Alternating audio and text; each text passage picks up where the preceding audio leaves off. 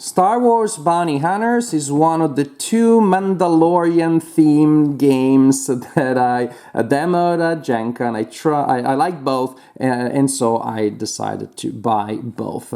And I reviewed the other one in another video, and they're Mandalorian in two different ways. This one because it depicts this dude and other bounty hunters trying to capture people for money, and the other one more specific about the Mandalorian TV show. Also, Mandalorian Adventures is a cooperative game, and this one is a competitive card drafting game with an interesting plot twist, one that I hadn't seen before. In all other card drafting games that I know of, you're gonna take a hand of cards, select one, then you can do different things with it depending on the game. But then if I got a hand of 5, if I have a hand of 5, then I take 1, so I pass to the next player a hand of 4, and I receive a hand of 4, I take 1, so I pass, and I receive a hand of 3, and so on and so forth. In this game, you're gonna have 4 decks of cards to draw from, and so each turn you will receive a hand of 4. You will choose a card for one of these decks, so now you have a hand of 5. You select a card from your hand, you put it in front of you, creating your tableau as usual. And then it means that you pass a hand of 4. So you always pass a hand of 4, draw a card,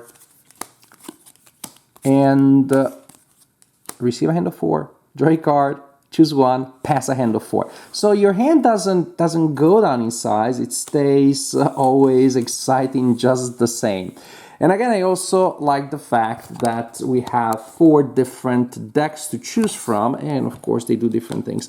It's important to keep these references here because the back of the cards obviously is all the same.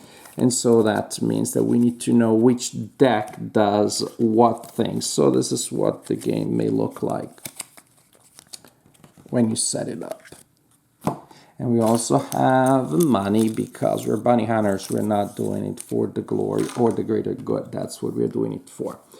So you will start with a hand of 4. There you go. Suppose it's a hand of 4 that I start with, or that I was just given. I draw a card from one of the decks. Suppose I draw from here. And then everybody chooses a card to place in front of themselves, and then everybody reveals it. You pass the hand of 4, receive a hand of 4, draw a card, and continue. These cards will form a tableau with different things happening. One thing, and probably you want to start with this one, but you don't have to, is a target. The people that you're hunting down and you're trying to capture. This is the number of victory points that target will be worth at the end of the game if you have it in your scoring pile. And these are the requirements that you need to meet by, there's the other card that you can play, by using bounty hunters. So when you play a bounty hunters, if there is no target, it just sits there. But if you have targets in front of you, zoom, they immediately go. They just can't. They're not idle. They're hard workers. So you immediately need to attach a bounty hunters to a target if you have one that is available. And for now, you just attach it there. And suppose later I place that one there. And later, that would be something. Anyways, I'm looking for a bounty hunter that's, well, let's do that. Just kind of like a random thing. So I'm gonna keep adding bounty hunters until the total that I place next to my target equals or exceeds the printed value in all categories. Right now I'm matching that one with a 5, I'm matching 0 with a 3, yay, but I don't have enough to capture Han Solo because I only have 1 there. If I have a total of 4, then I would be able to acquire this one. I would take all of these cards, place them like this in my scoring pile. Now, and it will be worth that amount of points minus the subtractions that you see here, because ultimately these bounty hunters want to be paid, so you have to share the loot. Is there a way that is more economical? Of course, unpaid robot labor. So if you draw cards from this deck, you will find two types of cards. One is Droids and one is Crates. If you choose a crate, you place it in your personal area in front of you. You will need to spend these kind of credits here to activate it or to really score it. That means you turn it to the side and then you put it in your scoring area, and it will be worth later. Worth good stuff later. Or, again, you place these droids in your area, and again, you have to discard credits to be able to activate them. These two droids, for example, require 1 credit each, and when you activate it, then you place that. You send them to hunt down your people, so your targets. So you can hunt your targets with any combination of droids or bounty hunters. The idea is this, that the bounty hunters will cut into the number of victory points. These will take more resources because it takes usually at least 2 actions, one to get it, and then you need to collect these credits here. But they don't reduce victory points. Oh, how you get credits? You can also, the card that you chose, you can just discard it instead of playing it and add it to your tableau, and that's how you collect the money. So, we looked at the targets, looked at the bounty hunters, we looked at the deck that gives us droids and crates, and the other one is contracts. And this deck here, if we draw from that deck, or if we select a card from it, once it's time to reveal it, well, you do so. You reveal it, you place it in front of you, and it's a contract and will score you extra points at the end of the game. For example, if I had this card at the end of the game, I'll score a point for each Chewbacca that I collected, 1 point for each Han Solo, and 3 extra points for each set of the 2. So right now, if I'm working on these 2 bounties, this could be a pretty good contract to have. Simple as that. This is the general idea. Receive a hand of 4, draw 1 from any of those decks, play 1, discard it for credits, or play it, add it to your tableau, create combinations of targets together with bounty hunters and or droids, and collect that.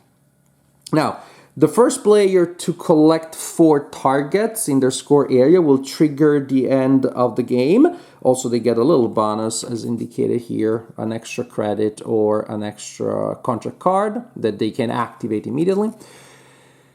That triggers the end of the game. Players play 2 more turns, and then the game is over, and you will simply score points, which will come from the bounties that you have collected. Again, subtracting that from points that you get from these crates. There is a bonus for the player who has collected the most points coming from the contracts, and the player with the highest score wins the game.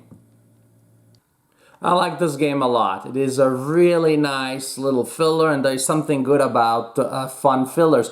They get to be played more often than maybe a good large game that requires a lot of work to relearn or to set up. This one, it sets up in almost no time. As I showed you, I actually set up the game and we could have played it right there. It takes almost no time to teach. Anybody who plays Sushi Go can play this game, but with a couple of interesting extra elements that make gameplay a little more satisfying. It is still perfectly intro level, it is still perfectly gateway game level, but it has just a little bit of extra spice that to me makes it more interesting. I would play this one more often. I will play this one more often than I play Sushi Go, for example, when it comes to a simple, quick card drafting game.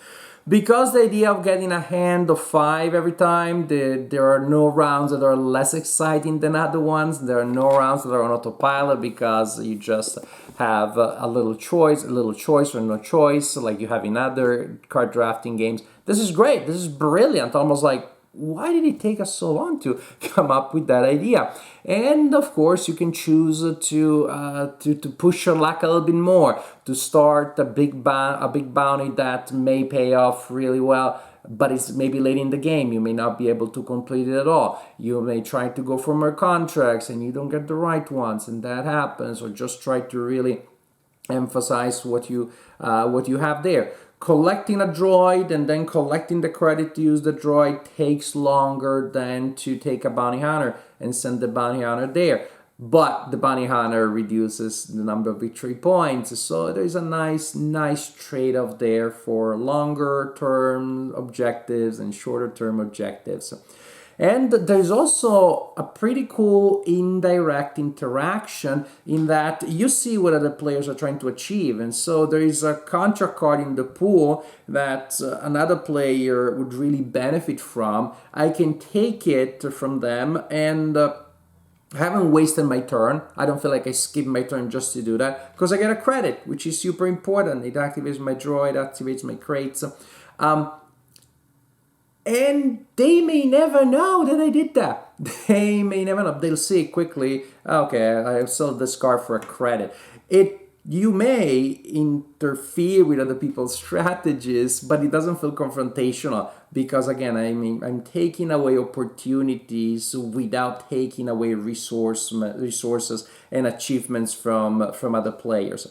I have choices, I have interesting decisions, there's a nice flow. As with many other card drafting games, the downtime is minimal because everybody's playing at the same time. So you can go even with a larger amount of players, and then you're still gonna have a game that flows very well. Look, by 2024, we all know excellent card drafting games. It is a mechanic that we have all enjoyed very much.